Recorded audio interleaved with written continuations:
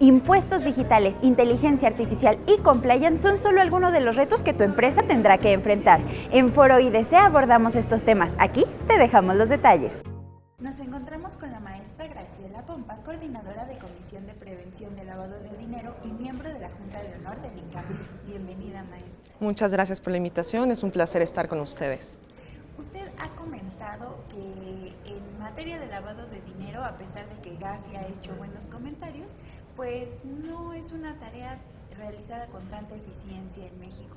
¿Usted considera que esto se debe a que la ley está mal planteada o que a la hora de aplicar la ley es donde está el problema?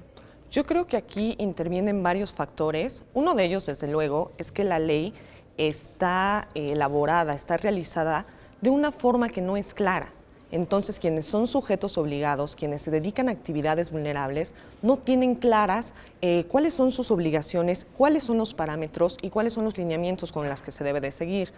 Adicional a esto, las autoridades no estaban realizando un trabajo correcto, no estaban realizando la labor que debían y que era recomendación directa de Gafi, y es por eso que el sexenio pasado no hubo ningún combate real, no hubo ningún combate directo contra este delito.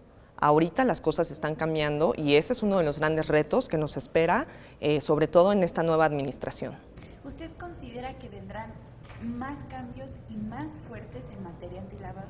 De hecho, ya existe una propuesta de reforma a la ley antilavado, propuesta por el Grupo Parlamentario de Morena, en la que, entre otras cosas, se pretende implementar nuevas actividades vulnerables al artículo 17, así como establecer nuevas medidas. Se habla de una figura de una auditoría cada año para los que son sujetos obligados, pero el punto es, ¿quién va a auditar?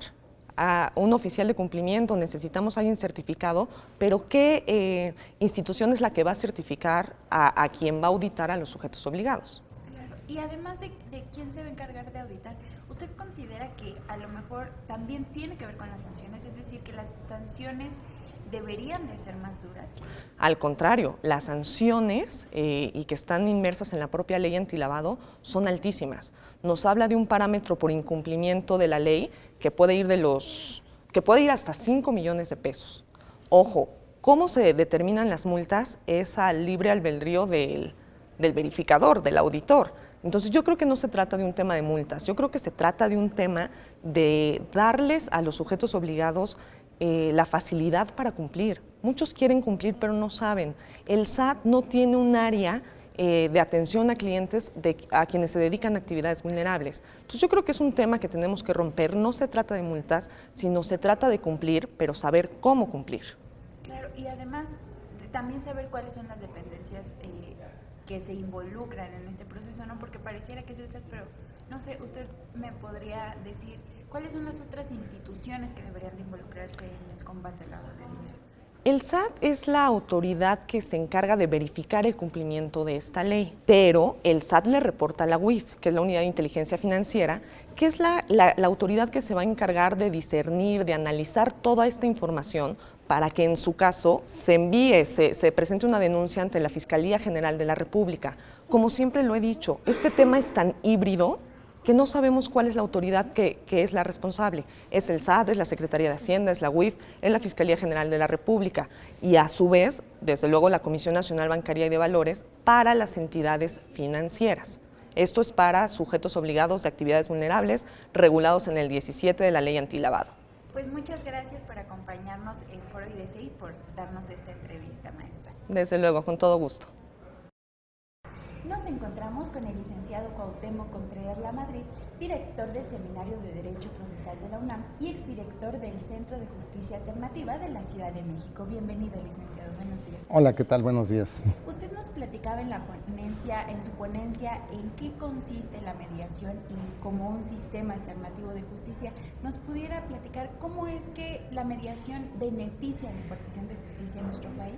La mediación consiste básicamente entre que las personas involucradas, a las que se les conoce como mediados, son las que resuelven de alguna manera la controversia que se está sometiendo a consideración del Centro de Justicia Alternativa. Aquí tiene injerencia necesariamente un mediador.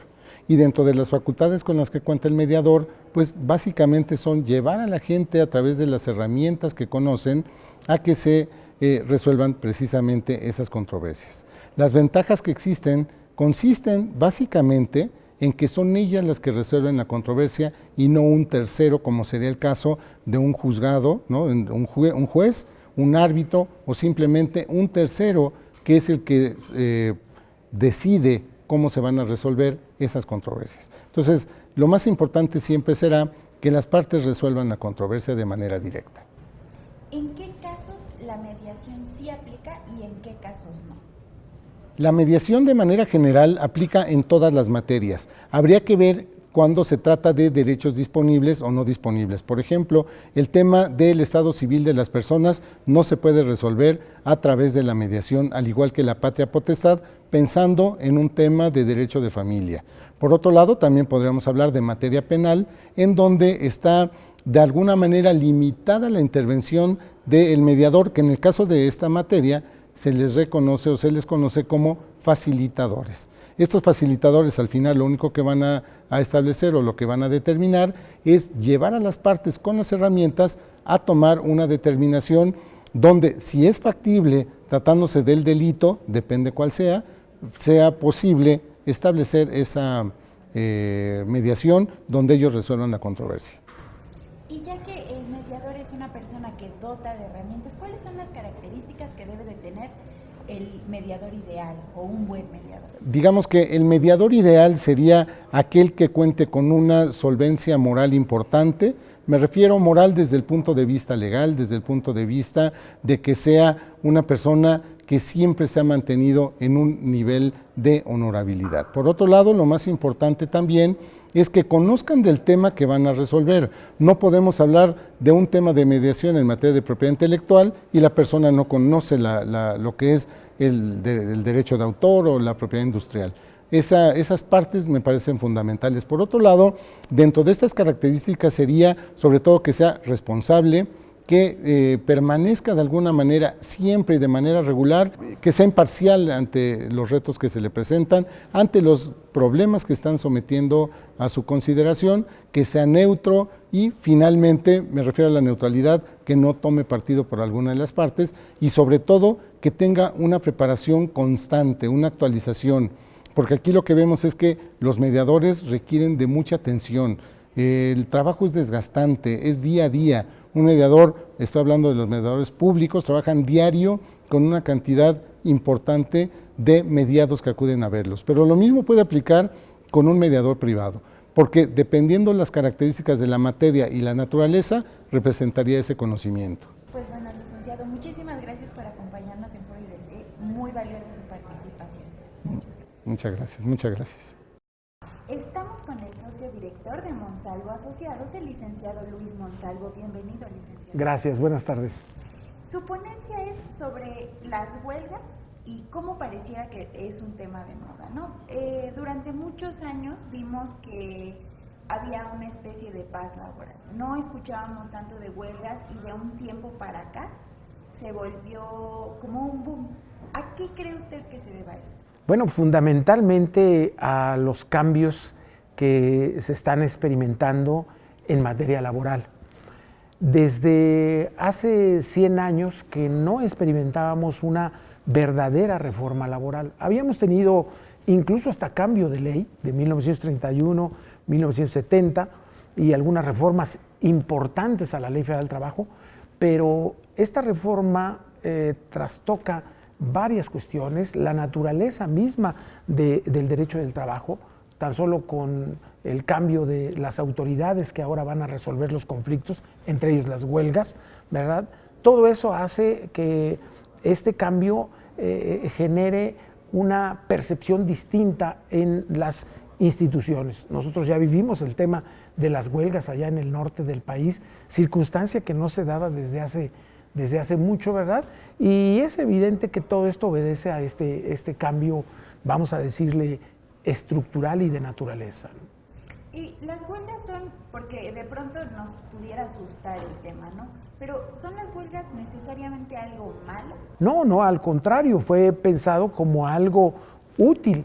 De hecho, la huelga es un medio a través del cual los trabajadores logran un verdadero equilibrio entre los factores de la producción. Pero también esas huelgas pueden llegar a pervertirse cuando no cumplen con los objetivos que la ley le marca y sobre todo cuando no se ajustan a los requisitos que la propia legislación establece. Y entonces, en lugar de ser un medio de presión, como lo definen los sociólogos, a la huelga, se convierten en una amenaza o en un medio, como la propia ley lo da a entender, de extorsión. Precisamente por eso en el artículo 369 ahora se le da una regulación, aunque sea somera, a esos actos de extorsión. ¿Usted cree que con la reforma laboral y con estos cambios que nos menciona, es probable que la huelga empiece a recuperar su sentido social o su sentido de presión? ¿O qué adecuaciones se tendrían que hacer adicionales? Es evidente que desde que la huelga existe, desde la época en que era considerada un delito allá en Europa hasta nuestros días, se ha ido transformando. Ya Maurice Oriou anunciaba que había ciertas instituciones imperfectas, que cuando lograran la perfección, llegaran a ser verdaderas instituciones, pues se iban a entender mejor. La huelga se ha transformado. Hoy en día no vivimos el número de huelgas que había, por ejemplo, en la década de los 70s o de los 80s. La reforma ha venido un poquito a cambiar esa cuestión, pero me parece que todavía habría que hacer algo más, porque la cuestión no se debe de quedar meramente en lo legislativo, en la regulación que se haga de las cosas. Me parece que se debe de pasar de ese campo al campo en donde las autoridades aseguren el cumplimiento de esas normas. Que si un sindicato va a emplazar a huelga y no lo hace y está generando algún conflicto totalmente marginal a la huelga, las autoridades puedan prestar el auxilio a los patrones, a los demás trabajadores, al centro de trabajo mismo, para que se cumplan esas normas y no pase de ser el medio de presión a la amenaza o a la extorsión. ¿Usted cree que en este periodo en el que se van a hacer nuevas adecuaciones a la legislación laboral puede entrar otra vez este tema? De acuerdo a lo que se alcanza a conocer de la agenda legislativa, no creemos. Pues muchas gracias, licenciado, por acompañarnos. Ha sido un placer tenerlo en Corrientes. El gusto es mío.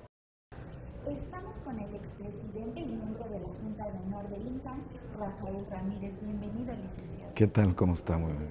Su ponencia fue sobre las planeaciones fiscales y las faltas a la ética por estas planeaciones fiscales, pero cuéntenos, ¿qué es en sí una planeación fiscal? Como su nombre lo indica, precisamente planeación es elaborar un plan para llegar a un objetivo dentro de una organización. Todas las organizaciones, empresas, lo que buscan es tener esquemas de diferentes ámbitos de lo que se dedica la organización, y en el caso concreto de las planeaciones fiscales es pues ver la manera en que el impacto económico sea abatiendo la carga fiscal lo mayor posible. Eso es lo que se pretende con una planeación fiscal. ¿Cuáles son los problemas éticos que trae consigo tener una planeación fiscal o este asesoramiento? Sí hay, entendiendo como que la ética es tratar de ver lo que está bien y lo que está mal hecho, sí hay una disyuntiva desde ese punto de vista de saber qué es y qué es lo que no está bien o mal hecho. Ahora, en el caso de las planeaciones fiscales, si estas lo que pretenden es no abatir, sino eludir o evadir el pago de los impuestos, pues realmente no es una planeación fiscal, es un fraude fiscal lo que se está cometiendo. ¿Cómo qué tipo de actividades son las que un asesor pudiera sugerir a las empresas para evadir impuestos? No, bueno, para evadir impuestos, pues hacen muchas cosas que son evidentemente indebidas, ¿no? Simplemente lo que en el caso de evadir impuestos es dejar de pagar una contribución cuando realmente tenías la obligación de pagarla. El abatir, que es distinto, eso sí implica que con esa planeación la carga tributaria y de acuerdo al marco de la ley, pues sea lo menos impactante posible para la organización.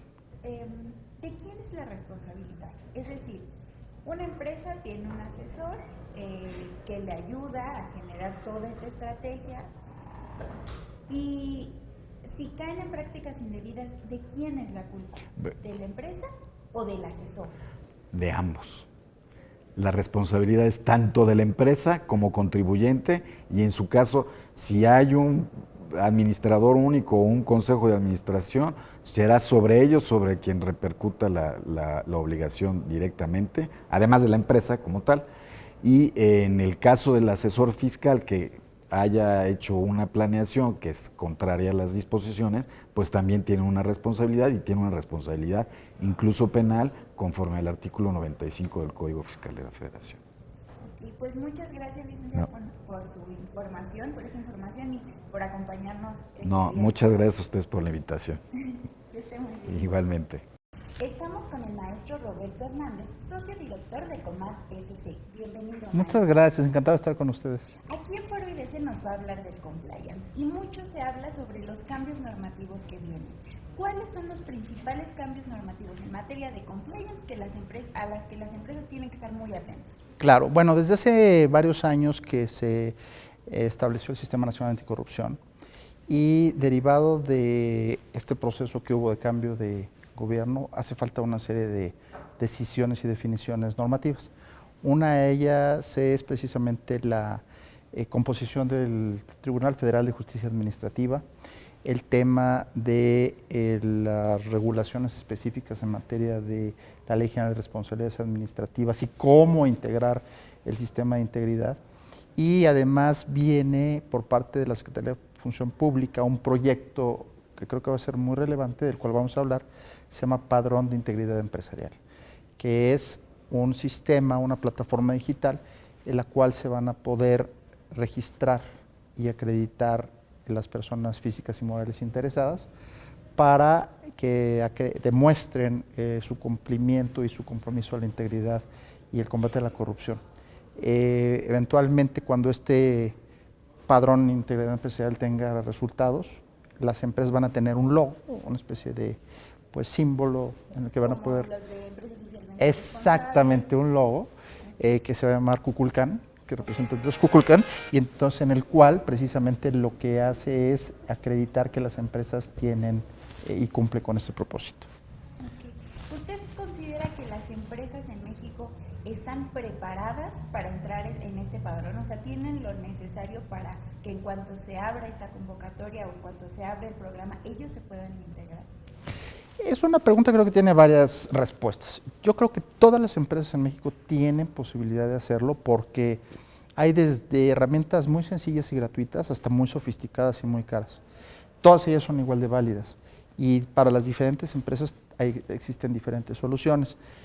Yo creo que una de las cosas que hay que preguntarse más que si están preparadas es si están convencidas en hacerlo y cómo, en la medida en que estén convencidas, van a enfrentar esta situación. Le pongo un ejemplo. Hay muchas empresas que dicen, bueno, ¿y qué obtengo con un logo? ¿Qué obtengo con poner mi tema de sistema de compliance? Claramente el beneficio no es inmediato ni tangible, pero a lo largo del tiempo, y muchas empresas lo han visto, se pueden beneficiar con una buena reputación, con sistemas más sanos y ahora dándole algún otro tipo de normas, por ejemplo, el estar seguros de que si van a cumplir con sus situaciones fiscales, situaciones legales, deben de hacerlo en forma adecuada, el tema de las facturas, ¿no? De que ahora las facturas no deben ser falsas, y todo esto tiene una situación de cultura de la empresa. Entonces, si las empresas están convencidas, es más importante que si están preparadas. Todo, ya que una vez están convencidas, definitivamente tienen todas las herramientas para poder hacerlo y beneficiar al país. ¿Cuáles son algunas de las acciones o algunas de las implementaciones que podrían hacer de ya las organizaciones a fin de estar pues un pasito adelante en este? Mire, es una pregunta muy buena porque hay muchísimas organizaciones que tienen herramientas disponibles, gratuitas, sin ningún tipo de necesidad de un costo. Hay, por ejemplo, herramientas de la Cámara de Comercio Internacional que tiene desde sistemas para combatir el cohecho, el fraude en las empresas, el entrenamiento, las auditorías, los sistemas de denuncia, como parámetros generales.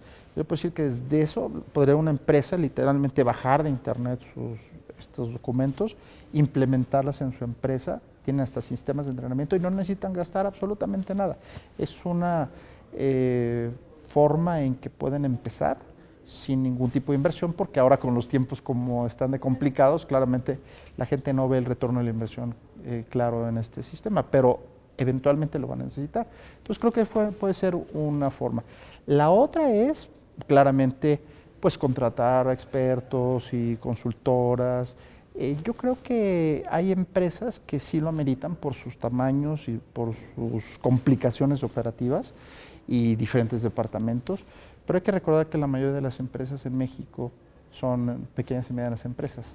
Entonces, tienen la posibilidad de empezar con sistemas muy sencillos. Pues bueno, muchas gracias, maestro, por acompañarnos, muchas gracias por asistir. Gracias por invitarnos y estamos muy contentos de poder promover los sistemas de compliance y la anticorrupción en un país que lo necesita con muchísima fuerza.